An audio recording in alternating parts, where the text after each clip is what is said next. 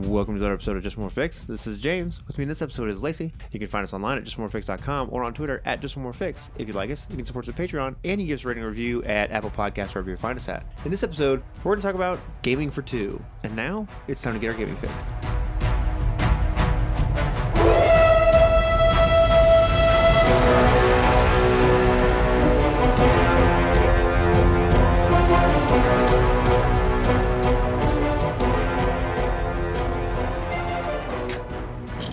I'm Willie D. Nelson from All Things Good and Nerdy, a pop culture podcast, part of the Gonna Geek Network.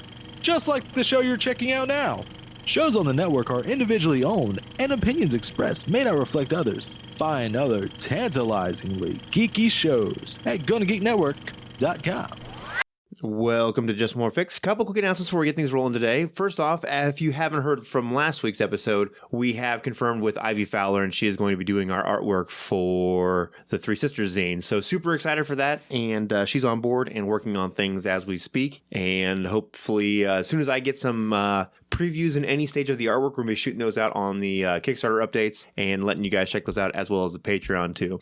Along with that, we also, I think I'm working out the details of getting someone signed up to do our isometric map for Three Sisters, and we're also going to use him to redo the isometric map that I wasn't really satisfied with for Hastings Party before it goes to print. So as you all know, the PDF is all put together, but the isometric map I've been struggling with and not too happy with. So we're going to have that one redone, and his turnaround time is crazy fast. So that'll be popping into the PDF really quick and easy. We'll just update that one, and then we'll be shooting it off to print. And the bright side of all of this is that our printing is done locally. So as of right now, today, whatever it is, May 20-something, our printer is still up and functioning because they're local, so we won't have any delays with printing overseas or anything like that. So as of right now, yeah. So we'll see how that goes, though. I don't think. I guess we do have one last announcement. Is that obviously everything is pretty dynamic and changing, and so our release schedule, we're going to keep this as normal as we have in the past. However, there's a chance that I may get sent out to work as a paramedic in some other far distant locations like Detroit to work. And so when that happened, as it did last week, it makes recording for us a little difficult because we don't record remotely. So also the potential call time volume astronaut. Right. So we may just be working 24/7 in the next month or two. We don't know. Right. So both of us work in healthcare. So obviously all of that's flexible, but we're still going to continue to record and release as we can. And along with that, even if things get crazy hectic for us, we're not going away. We'll be back and recording whenever things finally slow back down if they do get a little hectic for us. I guess that would probably give me some time to edit all those Night Witches episodes if that was the case. Right on. All right, so today we're going to talk about gaming for two. So obviously, nearly the world over now, everyone is sort of practicing social distancing and some kind of quarantining, right? So gaming online is not our forte because that's not what we generally do. We've been very fortunate with our gaming groups to be able to have a lot of awesome players face-to-face at a table. So rather than taking a stab at something we're completely unfamiliar with and give you probably terrible advice. That's not to say we won't be dabbling in it in the near future, just that we're not prepared to talk about a subject we know next to nothing about. So yeah, you may actually hear some of our disasters and struggles as we try to figure it out. So, but what we are familiar with is obviously lots of games and gaming, lots of different games, in fact. So what we thought we would talk about for a minute is games that are designed or we think would be well suited to a scant number of players. Yeah, so basically the bare minimum. Right, yeah. So, gaming for two, one DM, one player, one storyteller, one player, right? So we're going to kind of break this up into a couple different categories, and a couple of them we have that first are purpose-built for one player, one game master. I'm sorry, yeah, I said that right. I about said one game master, one DM is what I was about to say, but that really... I'm in charge. No, I'm in charge. Right on. So the first one that we have played through is called Murderous Ghosts, and it is I guess I don't really know a whole lot about where you got this from, but it's by Vincent Baker, right? Mm-hmm. And it was it free or like just paying for the PDF? It's like a print and play. So I can't remember how I got it, whether it was through like a bundle of holding or some promotional thing or whatever. But it's either way, it's available on DriveThru or on Lumply.com. For a minuscule amount of dollars. Right. And so you get 2 playbooks, an MC book and a player book. Mm-hmm. And there is a person who is trapped somewhere, basically. And they're trying to make their way through wherever this location is, and the other person is playing a murderous ghost. Right.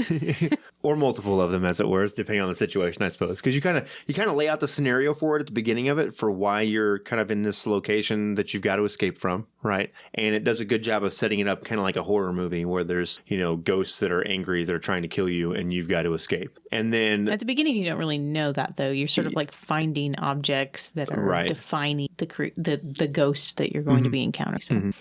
And then it's kind of interesting because it's sort of like a choose your own adventure style format where you go back and forth between the MC and the player answering questions back and forth or asking each other questions that are prompted in the it's books. Done by choosing the page. So like if you make this decision, have the MC go to page 57, right? And vice versa. So it's very, very much like a choose your own adventure book as you flip back and forth.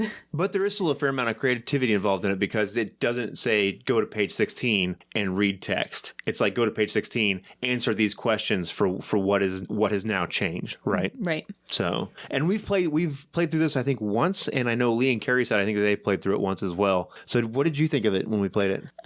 So it's not my absolute favorite game I've ever played. Right. But it's worth whatever we paid for it for sure. I mean, it was a I'm going to say fun. It was kind of depressing, but I mean, it's a murderous ghost thing. It's like playing a horror story. Yeah. So, but it was an entertaining way to spend. What did it take us? Like an hour? I think so. Somewhere around It was there. a fairly short game. This says 20 to 60 minutes because depending on the choices that you make, you could die very quickly. You can die, very, very quickly. Yeah. Which I guess has some replayability to it, and I guess a little bit of challenge to try and survive longer, right? Mm-hmm. So I think there's some interesting potential there. I wouldn't want to play it every day, but I think it was definitely something I would pick up once every couple weeks, once a month. Right. And it's very easy. It requires zero prep. Yeah, that's the other thing is you can just pick it up and be off to the races. Do you think this would suit someone that maybe doesn't have a lot of gaming experience? Yeah, absolutely. 100%. You need zero experience to play this game. No, I agree because there's not really a lot of serious mechanics involved. It's more of a storytelling game. And especially if you have the person you're trying to play with is familiar with sort of, 13 Ghosts or whatever kind of. Now, if you're already suffering with some low anxiety, probably not the game you want to pick up. True. But like if you're mentally in a fine place,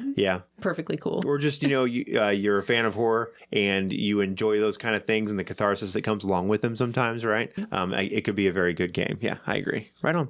I think that's something we should probably focus on is because in some people's cases, these may be trying to coerce someone into playing role-playing games who maybe has little to no experience with them, right? Right. So, all right. So our second and third and fourth one, I guess, all kind of fall in the same category of things. So it's no surprise that we are big fans of Gumshoe. Wow. Couldn't think of the name there for a minute. So such big fans. Yeah. Nice.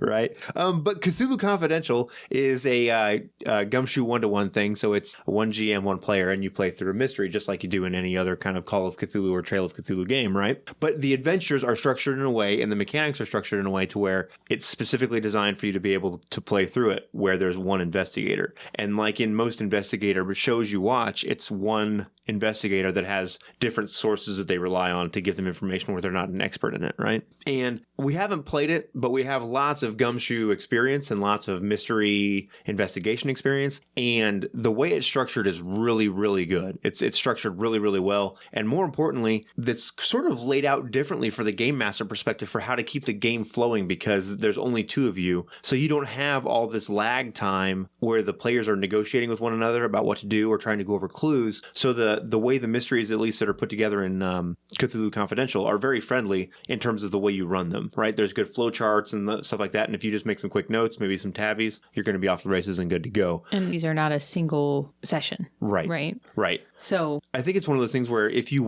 someone was really good and just focused on powering through, it would be a long session, but I think you might be able to do it in one session, but I'm guessing closer to 2 or 3, right? So I'm just thinking, 2 to 3 sessions per scenario, multiple scenarios in the book. Right. This single PDF could potentially get you through your entire quarantine phase. True. Very true. And then on top of that, there are pre-generated characters in there so that you don't have to, it's all pre-made and ready to go out the gate, right? So along with Gumshoe 1-to-1, there is also, I think think it's called Solo Ops, Knights Black Agents Solo Ops. There is a Gumshoe 1-to-1 for Knights Black Agents. See, I honestly bypassed over all the agent games, like Knight Black Agents. I thought about Dracula Dossier, but look how terribly anytime solo play with Dracula has ever turned out, historically speaking. Very true. Very true.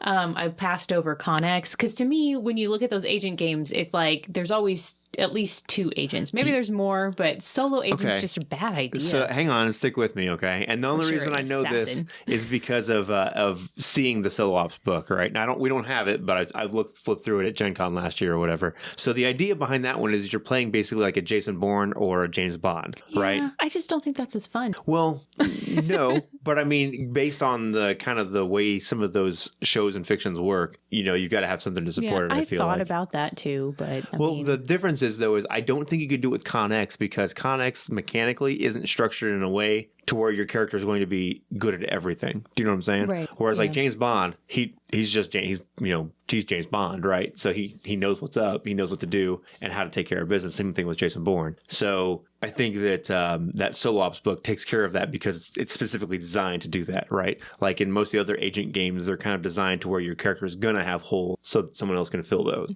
Along with that, we have James Bond more well-rounded than Jason. Like he has a big social deficit. A plethora of yeah, you're right. But he's Matt Damon, so he makes James up for Bond, though. I mean, right. Yeah. Just saying.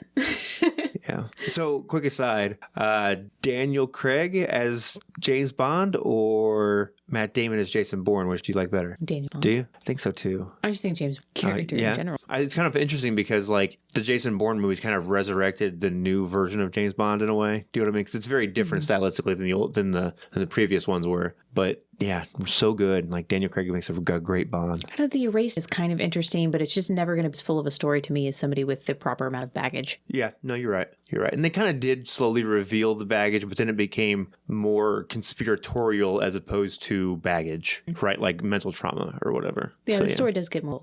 Right on. Okay, I was just curious. So, all right, so Yellow King we have up here as well, and I think that you could easily shift the themes in Cthulhu Confidential towards the Yellow King game, but if you're going to do that, you have to make your own mystery, which means you need a certain familiarity with running those kinds of games. But I do think that the Yellow King is a very compelling game for solo play because most of the characters in the Yellow King stories are all on their own largely, right? And they're sort of breaking mentally and trying to figure out if the yellow sign has taken them over or not and trying to figure out how to come to terms with all of that, and it's kind of has some interesting potential there, I think. So the last one we pulled out was Bubble Gumshoe. Again, kind of sticking with the Gumshoe investigative theme. But when I look at the cover of this, I automatically think Nancy Drew, right.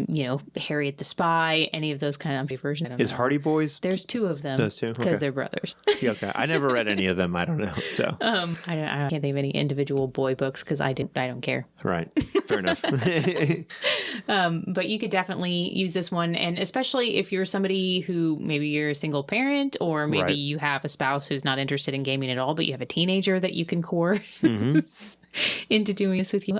So this would be great for them, or an adult too that just wants to do something that's a little more lighthearted. Yeah. And a little less heavy. Right. No, I agree. Because a lot of the games we picked are sort of like more story focused, so that if you have people that aren't familiar with gaming or just want to but understand how stories work and want to tell an interesting story, because you can only watch the same Netflix movie so many times, right? But I think I've used Bubble Gumshoe. Tintin. You can totally do Tintin. Yeah. So I use Bubble Gumshoe to do a Harry Potter thing, because Harry Potter fundamentally is kind of like an investigation thing. Like there's action and stuff going on, but it's not about the combat. It's about the sort of the mystery unraveling, right? And them revealing the secret truth, right? And so it's all very much like Hermione Granger solves a mystery and sends in Harry as canon. Basically, yeah.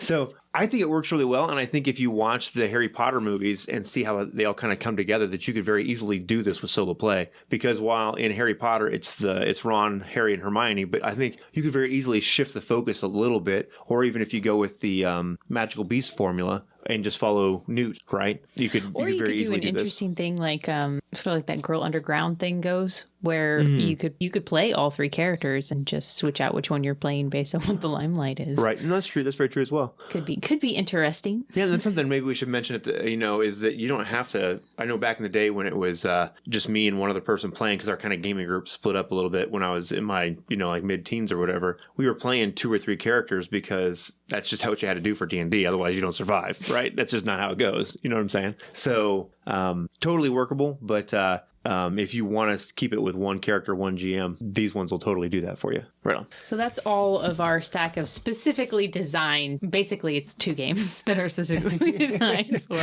one-on-one play. 2 games there's not with a huge selection. I know there's some that we don't have, and there's some coming out now that are designed to be like solo play even. But I do think it bears mentioning though, it's really 3 games because while Bubble Gumshoe has its roots in Gumshoe, it is drastically different because it works off of the Nancy Drew formula where they're kids and they're not super competent at things, right? So they have to have adults to help them with the sort of breakdown of information and getting, like expertise in, like photo analysis or whatever it is, right? So there is a certain component of it where you're relying on your community of people around you, whether that's teachers at school or family or the neighbor or whatever it is. So it's still an investigation game, but it's a drastically different take on it because it's literally the difference between Call of Cthulhu and Nancy Drew. That's the, right. Those couldn't be further apart. So right on. All right, so how do we want to go back, or do you want to start at this end in what we know and work towards what we don't? Yeah. Okay. Just know that we'll get less coherent as we go. Right. So we're going to break down some games that aren't necessarily designed specifically for one GM, one player, but we think that they might suit the play pretty well. All right. Let's start with you convince me why I want to play a solo Vampire the Masquerade game, because right now my answer is no. Okay. Go. Okay. So we are big Vampire the Masquerade fans, and there's no secret about it, all right? And I will admit that we have had a woefully little vampire content here recently. But, so hear me out. There are lots of character concepts when people make vampires that are very largely developed around the social structures of vampire and the Camarilla and all that kind of stuff, right? Mm-hmm. So that's not the game we're talking about playing right here. The game that I'm talking about playing is the character concepts that exist within here that are even talked about, but they don't fit in the normal social structure of vampire. Maybe they're like kind of running alongside of it, but they're not directly in the middle of it. So these are characters like your Ravnos, right? They're wanderers, they're vagabonds. Gangrel really fit into this because the whole city Gangrel thing I think is just kind of weak and lame, right? So maybe you're this Gangrel that kind of wanders from city to city that doesn't really have a place, right? But you're sort of trying to find a way to make it. And that's the stories we're telling. Followers of Set, maybe Giovanni, right? So they don't win. We've had a game before where I played where we had Ultramir, and that worked, right? Because we were Ultramir, but you're probably not going to have that kind of a game necessarily with all Giovanni, but you could play it where I'm the Giovanni of this city. And while I might interface with the surrounding Camarilla in some way, the story focuses on me and how I'm independent from everything. And maybe Giovanni isn't the best example because they're still very socially connected, but your Ravnos that are driven out of town from place to place work good for this. Your Gangrel work good for this. Followers of Set are going to make people angry and going to have to leave probably at some point, right? Okay. The only way I'm playing this game is if I'm playing an Assamite, because when you say solo, a solo assassin mission would be fun. Okay. Assamite's another great one. Now, and especially if we're playing but I'm not sold on any of these other ideas. Okay, so, but V5, we're also talking about the Thin Bloods, right? And the terror that comes along with that and being, alone and super weak in terms of your amount of blood you have in generation. So you're not really a person, you're not really a vampire. So where do you exist in society there, right? So there's just a lot of stories in Vampire I feel like that don't get told because the focus is so much on the coterie and the Camarilla, where there's all these solo moments that could happen and exist. I'm not saying it's going to be easy, and I'm not saying it's going to fit into the normal mold of a vampire game, but I think there's a lot of potential for cool stories there. Maybe. Still not totally sold. Although, on the vampire angle, completely unrelated to what we're currently talking about on this podcast, wouldn't it be really cool to have an online elder game? Because why would you even need to meet at all? Everybody could make their entire clan and their lackeys and just play it like some kind of weird, submit your actions game. I don't even know what you would call that, but I think it would be fun. Man. Like a chess match. I totally get it, too. But from a distance. That could work. Set it up like LARP style, where you have so many downtime actions per phase. Exactly. But session 0 would be literally making your whole clan. Maybe not the whole. I mean, I guess you don't really have to flush out the neonates. You can do that for you, but you probably ought to have at least 3 or 4. I'm the elder. Maybe I'm the maybe I'm the primogen, maybe I'm not, maybe I'm the power behind the primogen. You make your primogen, you make your whip, you make maybe 3 more people that are below them. And then I'm not saying like literally dots on paper, but like who they are, strengths and weaknesses, Right. you know. Set of skills that you use for, because at that point, Yeah. And then this guy is my cano. This it's one is my just quite spatula. literally like roll 2d6 neonates. That's how many neonates you have. Anyway, sorry, completely derailing the entire topic of this podcast. Maybe we can dedicate the next podcast to that discussion we in should depth. write that down because that's going to happen. Online Vampire Elder MET style. I forgot the T. Now we're going to talk about the most obvious pick for the apocalypse gaming scenario. So you picked this one, and I don't know that I necessarily agree with it either, but go for it. Explain yourself, sir. Okay, all flesh must be eaten. It's a zombie apocalypse survival role-playing game. Right, but I just okay. So much in the same way, where you're talking about the social part of vampire, a lot like if you watch Walking Dead, which is basically the biggest. The whole entire first 2 episodes is him wandering around solo. What about the best zombie apocalypse book you've ever read? Day by Day Armageddon? Single guy for the entire first book. Yeah. I don't know. I go back and forth. I think it could be fun, but I don't think think you'd live beyond one session, mind probably you. not. But yeah, you're right. You're right. I think it would be fun. Right. And it's sort of like zombies are a little bit ridiculous, right? I mean, Yeah. they are. Like, Right. there can't be that many people that are honest to God afraid of zombies. I mean, I can think of one dude that anybody's ever mentioned ever. And Oh, so, Bobby? yeah. Yeah. Well, it's just like so over the top that it's lighthearted. Does that make sense? Right. Yeah. It's like the psycho killer clowns for people that aren't afraid of clowns. Yeah. No, I agree. They're a little bit silly, and so it's like murder but silly. Mm-hmm. I don't know. I find it to be lighthearted and fun. No, I think it could be. I thought that maybe there were other games that I would choose first, but I see where you were going. But I think, and also All Flesh is kind of hard anyway. Do you know what I mean? It's Yeah, well, it's Unisystem for Yeah. anybody. It's a brutal system. so yeah. No, I agree. Especially at the All Flesh because you're at the bottom of the power level anyway. You're quite literally regular people. So you know. All right, so the next one that we pulled up, or that I have, I'm going to pick, nope, I'm going to go with Mothership. So Mothership is, first off, this is a great game if you don't have it, if you're trapped somewhere in quarantine, because you can buy the game on drive-thru for a couple bucks and print it because it's a zine yourself. And I have I got a copy that it was actually printed from Tuesday Night Games, and then I have my copy that I printed on my own on with a fancy cardstock cover and the whole bit. And really, they're both work just as well. And how many sci-fi horror games are there out there where it's basically one focuses on one person, right? So we're talking like 2001, Alien really focuses on Ripley. Hard-boiled sci-fi is basically all about isolation anyway. Yep. Like that's a huge theme in sci-fi horror is isolation. So perfect for what's going on. No, I agree. So I think there's a lot of fun, cool potential here, and you don't have to necessarily even if you play something that's more along the lines of Alien and you're playing the Ripley character.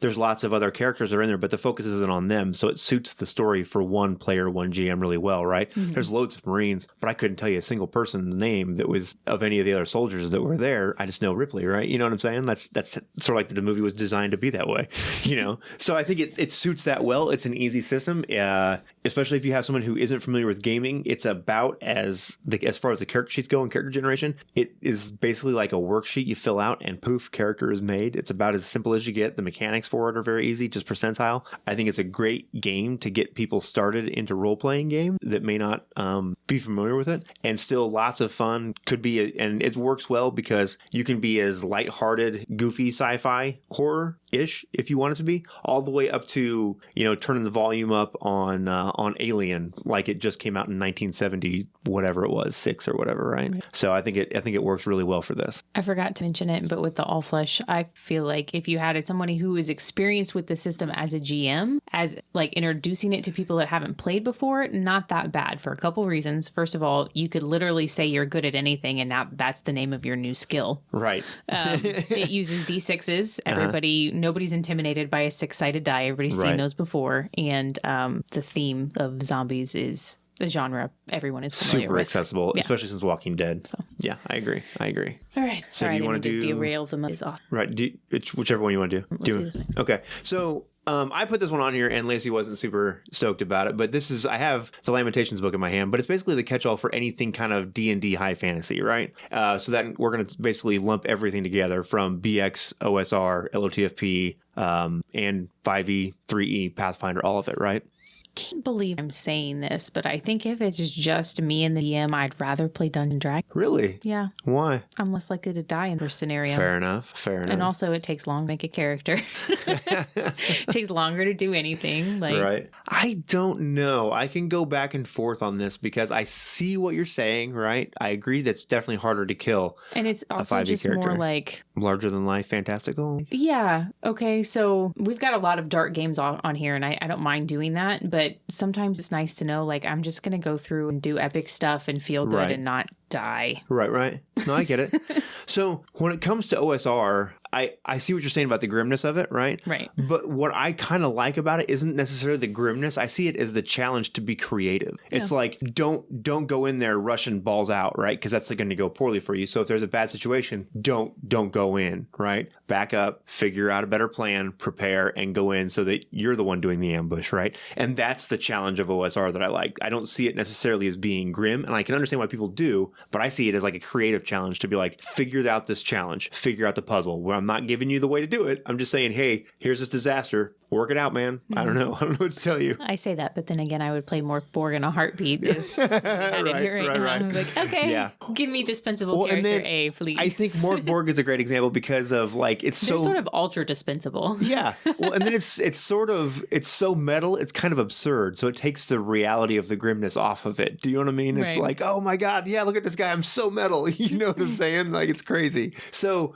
I think that's where I come down to on it is because I think if you're going to use pre-generated adventures, right? I think the ones that are OSR that are better designed are built in such a way to where they're more challenging, provided you don't go at it with that D&D attitude of just, I'm going to go in and just kill them all, right? Because that's not going to work for you probably, right? So, but at the same time I say that, I'm not sure that I would choose Morkborg or LOTFP or any of their other OSR iterations to play in this situation. I think I would actually choose other games. Not that I would be unhappy to play it, but I think I would just pick other things first, if that makes sense. That's why I wanted to mention this. I was like, I'm not saying no, but I'm saying I think there are other games that are better suited to this kind of stuff with. Do you know what I'm saying? Right on. Do you have any other thoughts about that? D&D? No? So this is your expertise, so you can kick this one I off. know. You pulled it off the shelf, though. So this is Dread, and so it is a horror game that's played with the mechanic of the Jenga tower. I feel like probably most people have heard of it by now. Right. And maybe you've seen it. It's got an interesting concept, so it's something to reference. But so I don't know where I come on this because I really like having multiple people take pulls from the tower. I think it changes how you approach it when you're like, ooh, I don't know if I want to be the next one to pull from the tower. You just know you're the next one. Right. Yeah, it would always be you. Which is, but also the characters usually tie into each other too. Like there's a fair amount of social connection when you're making the characters as far as, who's romantically involved with who and who holds a grudge against who and, Right. and that sort of thing. So, and that's a large part of the building, the suspicion and tension in the game too, Right. is that interaction. I'm not saying that I couldn't do it. I would just have to rethink kind of Right. what the go about was. I guess, sci-fi horror is the first one that comes to mind because again, isolation is such a strong topic. But I guess you could do some kind of what's Frank stuck in Keith Falls ice cave hole. Anyways, you could do something like that, like a survival horror. Right. Would definitely be a thing, or like Hatchet. You could kind of do, but even those are like maybe a little more fantasy than horror. I don't know. They kind of they walk that weird Right. line. So let me Maybe tell like you a why. Gunslinger Roland kind of thing. That could be Oh, kind yeah, of that neat. could be fun. So let me tell you why I pulled this off. And it's not even for Dread. It's for the Doctor Who game that I ran. Oh, yeah, that's good. So I used the Dread mechanic to Doctor run can't a have one Doctor Who companion. game, basically, right? So there was a time crunch like there is in every single Doctor Who episode. Fix this problem before X amount of time, or the whole universe comes to an end, is the formula, right? So you can be the Doctor, or you could be the companion, or you could even be both, right? And then the tower would obviously represent whatever disaster is coming right now. When we ran it, I did it with a shot clock, so every time the tower fell over, because we had a very unforgiving tower, it was specifically a Doctor Who tower, and it's not very forgiving, and every time the tower fell over, a section of the shot clock filled up, like Powered by Apocalypse style, and it increased the tension, to do that, and it built some more structure into the game so it would go longer or whatever. Now, if there's only one person playing, I don't think you necessarily need that, because you can end up with, I think even the average person is probably going to have 10, 12, 15 pulls out of the tower, right? So I think it works well. I think it's just with some small adaptation. And then we're also getting away where we talked about before about the grimness. Doctor Who is not grim at all. Do you know what I'm saying? The consequences are very dire, but Doctor Who is the furthest thing from grim you can be, right? All timey-wimey and hoity-toity, whatever. There's a couple episodes, no, man. Are You My Mother that is... Empty Child episode. Yeah. One of the scariest things I've seen in a long time. I agree.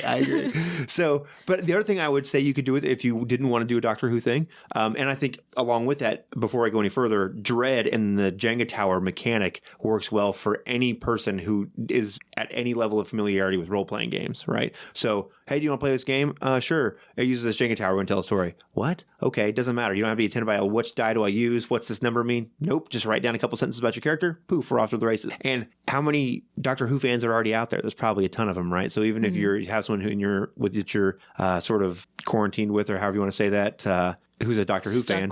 Stuck with, there you go. That's a Doctor Who fan. You're basically ready to go, right? Do you know what else would be really fun? Is we're talking about TV shows and Dread Towers and stuff falling apart. You could do very easily like a Sherlock Holmes sort of game with this. Oh, yeah. And if the tower falls, you can solve the murder. Right. Or maybe even if you want to do it shot clock style, each one is a murder, right? So then that's when the second murder happens now. Like a serial yeah, exactly. So that's cool. I was going to go with heist though. You could do a heist movie with this, right? So you've got to rob the bank or break the computer or whatever it is, right? And then every time you pull a block, that's you trying to do it. And if the tower falls, you get caught. So I think there's a lot of potential there to do things with the Dread mechanic that don't necessarily have to be grim horror. So I know we haven't played this before, and it's an entirely different game, but mechanic and appeal to Starcrossed. Oh, yeah. Yeah. I can't believe I didn't even mention that. Yeah. Well, we don't have the actual physical copy of True. it. I think that's probably why. Yeah. A lot of times when we go down to look for inspiration, we look at the gaming shelf. So yeah, and not the tablet. Yeah, since it gets overlooked. But if you want to talk about that for just a minute, because I know you've actually looked at material. Yeah, so we have the PDF of it.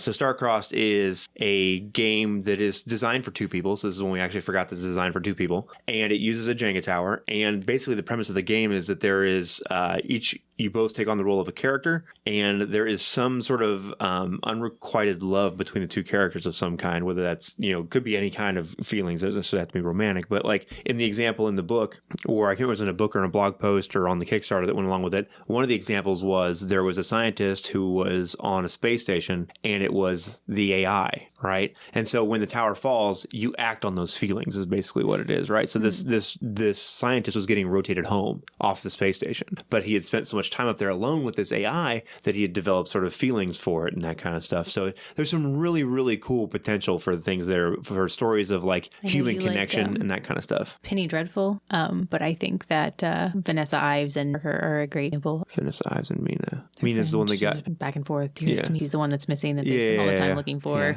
No, I think that's a great example. Wife. I think an even better example of it though is Vanessa and Josh Hartnett's character. It's boring. But that's a typical romantic kind of. Oh well, yeah, but unrequited, yes. But I like the other way better because it's not normal. It's right. It's a different kind of love. Right. It's like platonic friendship love. I agree. No, I think there's some potential there, but that's part Plus of it's already betrayal mixed in. Yeah, it's good stuff. Right on. Penny Dreadful is amazing. So, in the meantime, if you have time, you should watch Penny Dreadful if you haven't seen it. It's really cool. While you have all this time on your hands. Right on. While we're on the topic of unrequited love, there is it's called the Romance Trilogy, right? Oh yeah.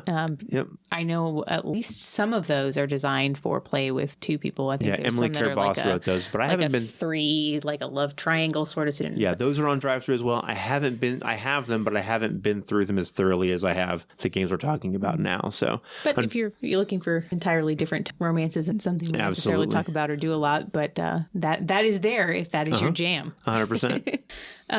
So Microscope and all of its sub iterations including Chronicle and Echo. We have Follow Downstairs. It's actually designed for 3 to 5 people. But Microscope, you can play solo. And then the Explorer expansions are Union, which is exploring the ancestry of a hero who saves the day. So whatever the major event is, maybe it's the person who finds the vaccine for the coronavirus, and you explore the origins of said person and what went into making them such a great, phenomenal hero. Cool.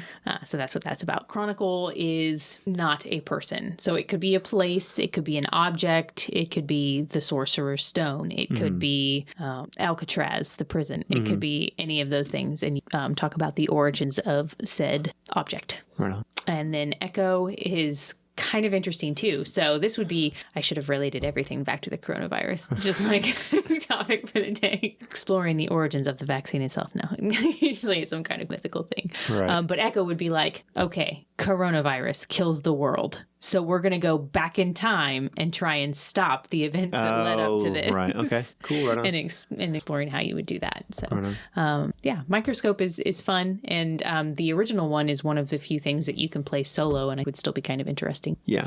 Microscope is an interesting game. I don't know. At first, I was skeptical of it, but as time has gone by and we've played it several times, I've come around to it a lot. I really enjoy playing it. It's a good palate cleanser game. Shouldn't talk about it like everybody automatically knows what it is. So you create a history with Microscope. You lay out vast periods of time. Not a historian, but like some kind of dynasty. I don't know. What are periods in Germany? You put a beginning point and an end point to the era that you're going to be talking about. So that might be the reign of Genghis Khan, right? So from the time he ascends the power to the time that he dies and his power is broken up among his sons. Or you could do Charlemagne, right? You could do the War of the Roses in Europe. Basically, it's any era of time, and you just put 2 bookmarks, basically bookends, right?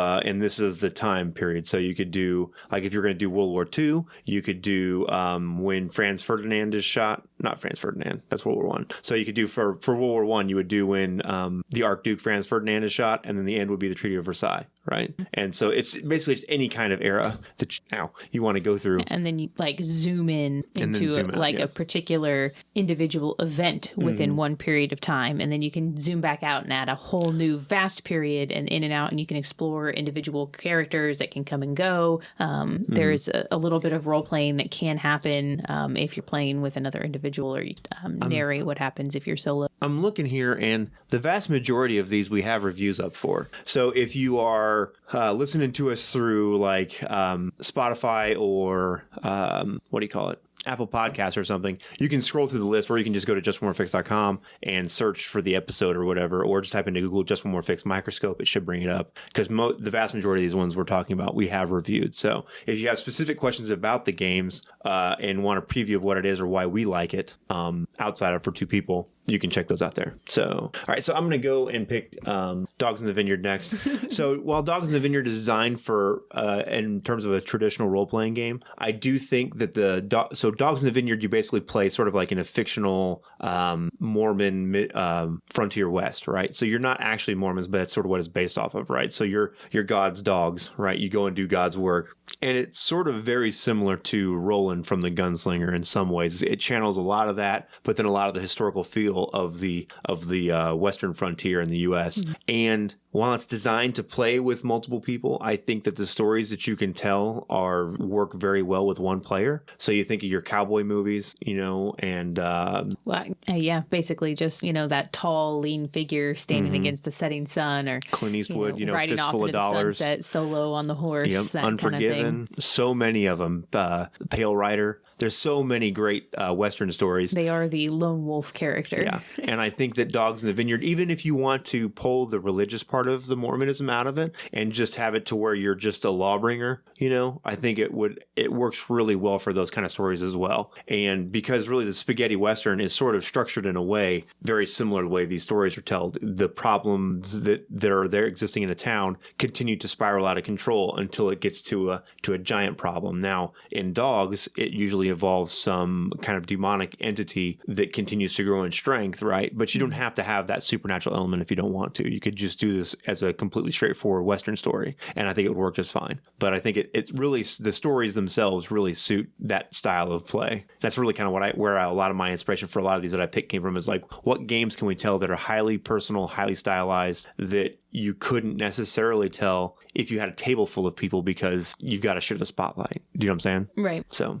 yeah. Yeah, I like that one for this kind of scenario too, because to me, if you want to get rid of all of that, God stuff in there, you can, but I prefer to ratchet it up like 5 notches and be the force of good that's fighting against evil. Right. And you get that, that shiny, warm feeling when you're the vengeance. good triumphing over the evil. Right. Yeah. We all want to make the world a better place. And this is like a very stereotypical, easy way to... Yeah, no, and to encapsulate that. It leans into it, and it's basically part of the concessions of the world is that is the reality of the world that you exist in. So if that's the case in the parameters of the game, then just lean into it and go all in with it. You know what I'm saying? Right on. Do you want me to keep going? I feel like this is mostly like your stack from here on out. I don't know. Okay. Oh, on this part here? Broken up. I mean, I know Don't Rest Your Head a little bit because I read through it. It's been a while ago. Okay. But it's such a weird system anyway that if I hadn't read it like right now, I don't know that I'd be able to. It was difficult in reading to try and wrap my head around. Yeah. So we're going to talk about Don't Rest Your Head. So I love this game. It's very, very cool. I have struggled to run it, but the concept behind it, I think, is just super interesting. So basically, if you haven't seen Dark City, it's Dark City, right? So if you haven't seen that movie, you should take the time to watch that movie because it's amazing. Kiefer Sutherland's in it, and I think Jennifer Connelly, and I can't think of the other characters' the guy name. with the dark hair and the deep set eyes and the I can't remember names. Either way, all kinds of stuff though. Great movie from the 90s, and it actually holds up really well. We own it, and I love it. Still to this day, it's one of my favorite movies that I can continue to rewatch over and over again. And it's not one of those movies when you watch it and you go, "Oh, this was not as good as I remember it." He's the bad guy in his tale. Yeah, he is. Yeah. I can't remember the guy's name though. And James Woods is in it too. Oh, yes, he is. Is that James? Yeah, it's James Woods, I think. Almost certain of it. So basically, it's this sort of surreal world that you exist in where once you become awake, you begin to see that there's more happening in the world and that everyone else is sleeping, sort of going through life in this sleep, like dreamlike state, not seeing all the things that you can see. And you have some superpowers that kind of come along with it, but those are totally stylized and up to you. It sort of reminds. Yeah, I can see that. The cartoon and comic book from the 90s. Yeah.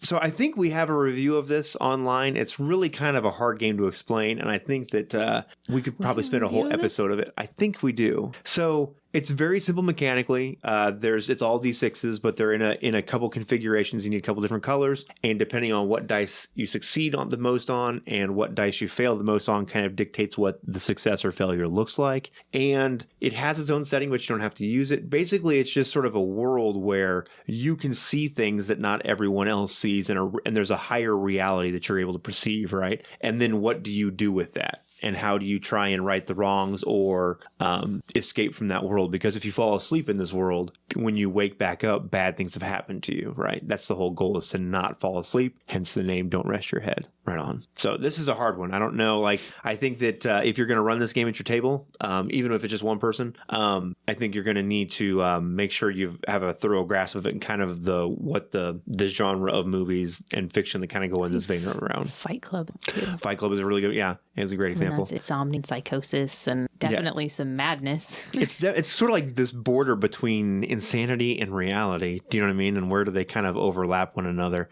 And I think the reason why I picked this isn't because, or I think touches back to the Dogs in the Vineyard thing, is that this is a game with like highly stylized and personal stories. I think it actually doesn't run as well if you have 3 or more people. I think with 1, it works really good. With 2, it would work well too. But when you start to add more players, it sort of starts to kind of pull apart a little bit too much. Do you know what I'm saying? So yeah. I don't know. I'm a big fan of it. I think it's really cool. This is actually one of my goals, to actually get this to the table and make it work in a way that is a little bit different. I'm going to try and do that psychedelic thing idea that I had with this, where mechanically it's going to work similar, but we're going to change the style of a couple things to sort of make it work for what I want. So, all right. So the last one is we have in that same vein is Idris B. And Itchersby and Don't Rest Your Head thematically have some very similar elements potentially to them because they're both sort of like surreal weirdness. But Itchersby isn't as grim, I guess, as Don't Rest Your Head. And Don't Rest Your Head isn't necessarily, I don't know. It's so like when I keep bringing it back to Dark City, which is sort of a horror movie, but sort of like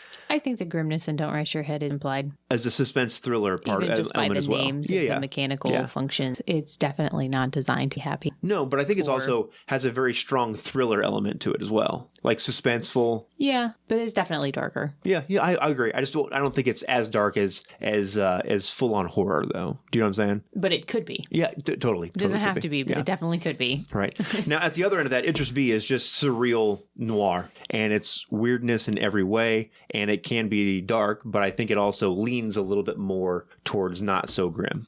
So we played, and I ran it's actually Out of the Menagerie. It was one of the scenarios where it's like all the German expressionist films. It's the one that I ran at the store for you and Alan, and I had an amazing time running that. And that game was really, really cool.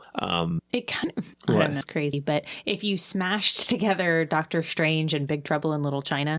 Doctor Strange, like the comic book movie? Yeah. And Big Trouble in Little China, like not Kiefer Sutherland, what's his name? Just like the Little China atmosphere, you know, but then Doctor Strange adds this weird, strangeness, surrealness to that setting, but like keep the themes of Big Trouble in Little China as far as the investigation and the... Right. Interesting. I don't know. Maybe I'm a crazy person. I had never thought of that. I can see you could totally do that with it. I think it would be interesting to see. I just had never considered it that way. So we have a review of Itchersby up. I'm almost certain of that. And it is a strange and bizarre game. And I think that's one of those things where it can shine with fewer players because wherever they want to poke their nose and see the strangeness and weirdness, they can go investigate that stuff and you can focus on that. Do you know what I'm saying? Mm-hmm. Because this game, Itchersby and Don't Rest Your Head, are very stylistic and odd, right? And I think for those kind of games, when it's individual characters that are going to do things, it works well because you get to explore the world and see all the strangeness that exists there. Do you know what I mean? Yeah. And really get in the weeds about the oddness and the weirdness of the world. Do you know what's really fun and wrong to do with this game? What? Like a detective Pikachu. Oh god, no. Yep, you totally could. What if your surreal weirdness was Pokemon themed? Nope, I'm cool. But you could totally do it. I will keep my Pokemon in the card game and not in my Itchersby. Fun. So I will play that game if you want to run it, but that is not going to be me. I'm just saying, if you have children you want to trick into playing a role-playing game with you, oh, true. and Itchersby is your game of choice. True. I think you could probably it do... It would be a really easy reskin. You could even do Detective Pikachu with Bubblegum Shoe. Yeah, you because it suits Scooby-Doo as well. It will support Scooby-Doo. And I actually was listening to someone talk about it. I think it was one of the designers. When they were putting the game together, they actually made it as such so that one of the characters actually played Scooby, right? Mm-hmm. So it actually will support that, I guess, if you wanted to go that route with it. So... Right on. All right, so we've gone on and on and on and on about Itchersby. There's loads of episodes about it and surreal role playing and all kinds of stuff. And there's cards. The resolution mechanic is freaking amazing. So I don't want to linger on it too much because we're kind of running long anyway, but it's just really cool and a great game. And if you have more questions about it, we have loads of other episodes about Itchersby. So go check those out. All right. Again, this is where I'm going to need you to explain yourself, sir. Okay. So I'm not fully convinced this is a good idea, so just stick with me. Okay.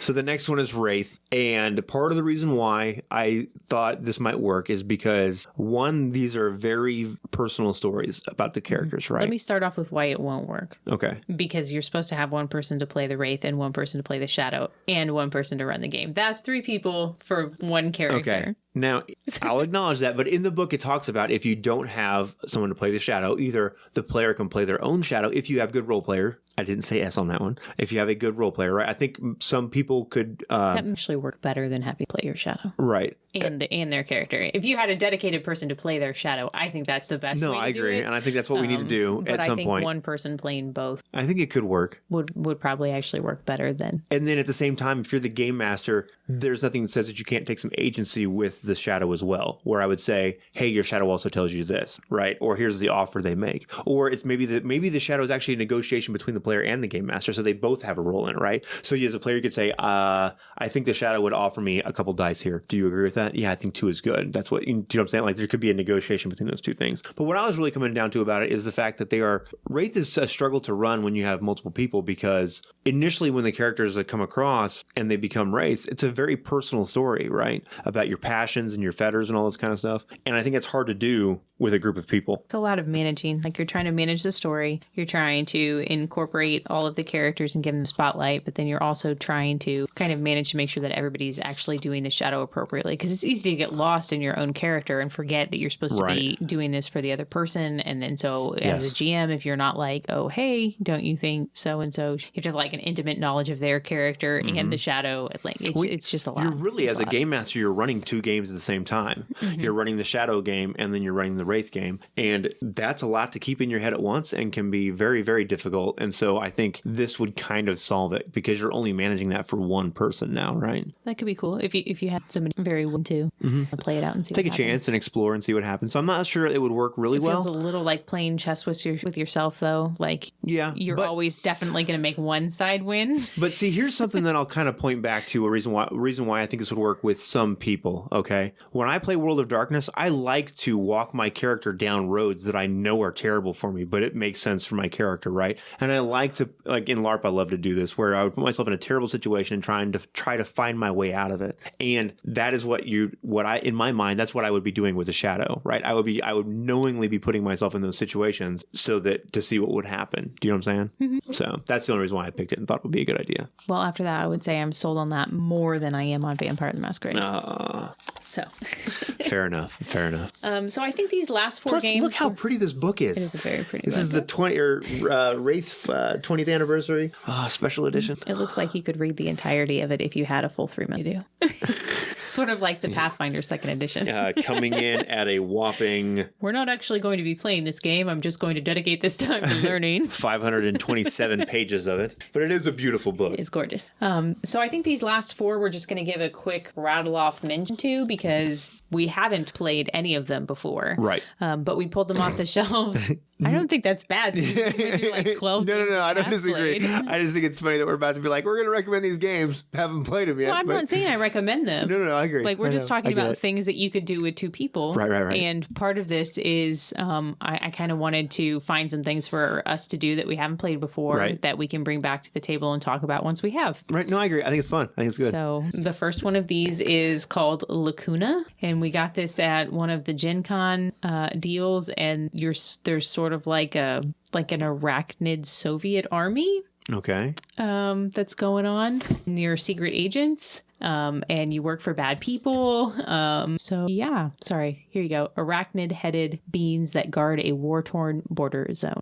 Okay, cool. Right on. Anyways, it sort of looks like some like Drix spider Soviet fusion. I don't know. Okay. But it's really short, and I feel like you could definitely run it for just one other person. So I think give that a try. Right on. All right, so the next one up here is Cthulhu, Call of Cthulhu. And I think it works because, cats are pretty solitary creatures.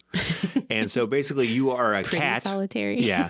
You're a cat and house cat, and you're protecting your owner from the evil spirits that are trying to devour them, essentially is what the game is about. I know that most of the people listening to this are adults and probably have never heard of Binky the Space Cat, but there's a series of comic books that my kid read called Binky the Space Cat, where it's a house cat. It's basically that. Protecting humans from alien invasion, and the aliens are insects. Okay. And humans don't realize that they're actually aliens. So anyways, kind of like that.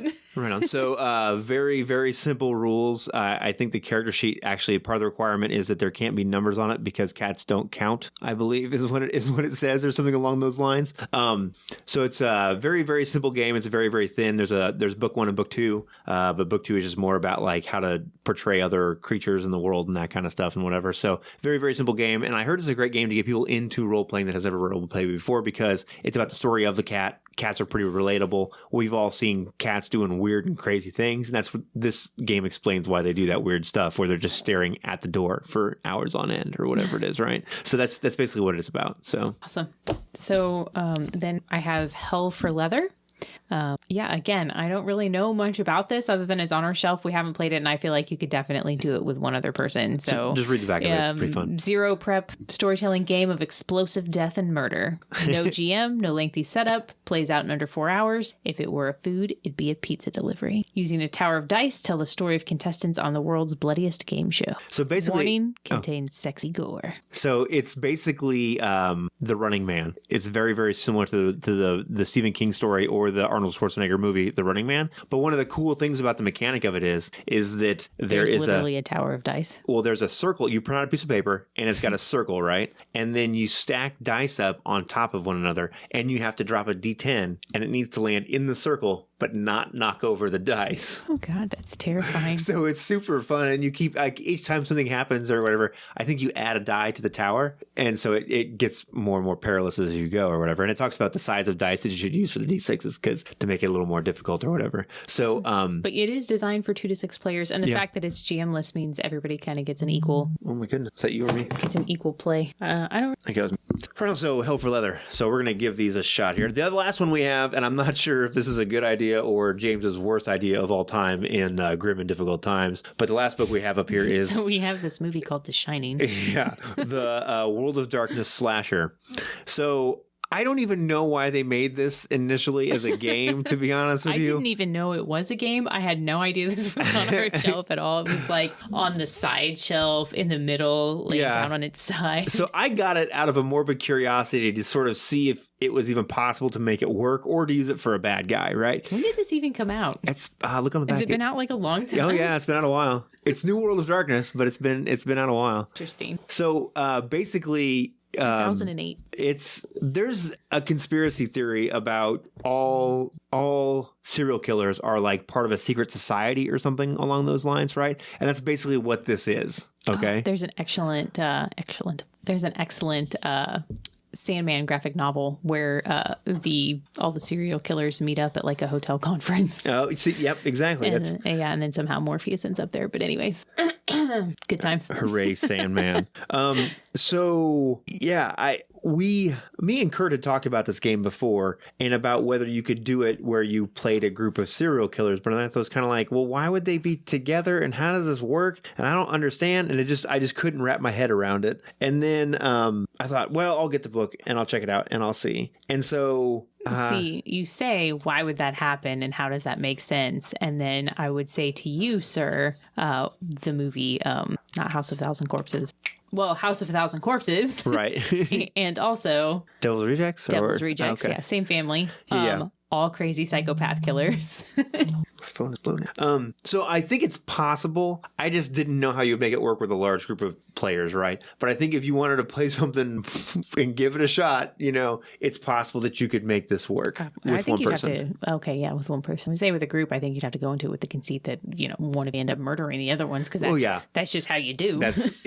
True story. You guys have an argument and somebody stabs somebody and then everybody laughs. And... Bob's your uncle, we're eating Dave. My bad. Sorry, So maybe tone-wise, it may not be right for the moment or at all. I don't even know. But I thought it could work with one person, but I don't know. I just don't know. And it's one of those things that I picked up because it was had half price books. Dexter was for a long time. Yeah. And that's not so much about murder, but how you try and get along in society being a murderer. Right, true. I guess. True. So getting away with murder? I don't know. So I don't know. I don't know. I just thought I finally saw an opportunity to mention a spot where it might actually work. And I thought I'd take that. So basically. Right. So here it is. I think we're going to give each one of these games a try and come back week by week with one of them and talk about how it went, what we thought. Yeah. So I guess you could call it a review. I don't know. So we're going to do some sort of mini updates with the episodes as we go along and run some of these games and let you all know how things go, if it's a catastrophic failure or if it went really well or somewhere in between. And along with that, if any of you out there have games that you know that work well with one player, one GM, or with just like GM-less games that are like sort of only with a couple players, hit us up and let us know. Drop us a line. You can hit us up on our Facebook group or on Twitter at Just More Fix, or you can email me, James at Just More Fix, and we'll give those games a shout out as well, because there's no reason with everything that's happening that our hobby should come to an end, or what we all do for sort of decompressing and relaxing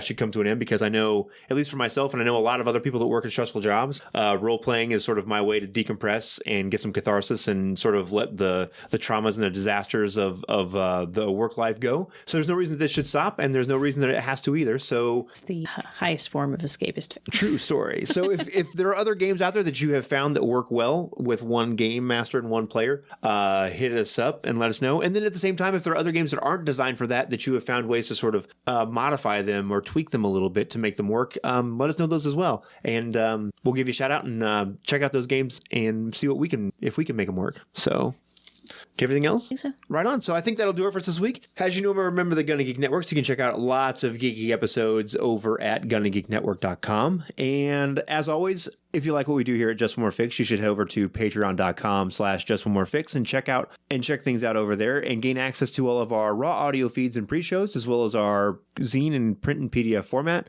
and join the awesome ranks of our Patreon supporters, like our two most recent I did good right up until now. I'm all stumbling and terrible. And join the awesome ranks of our Patreon supporters, like Tiziano Furlano, Hector Treelane, Jameson White, Paul Hubbard, Timothy Barra, Alistair H., Simon McNair, Alan White, and the OG Todd Olson. I think that'll do it for us this week, and we'll see you all next week.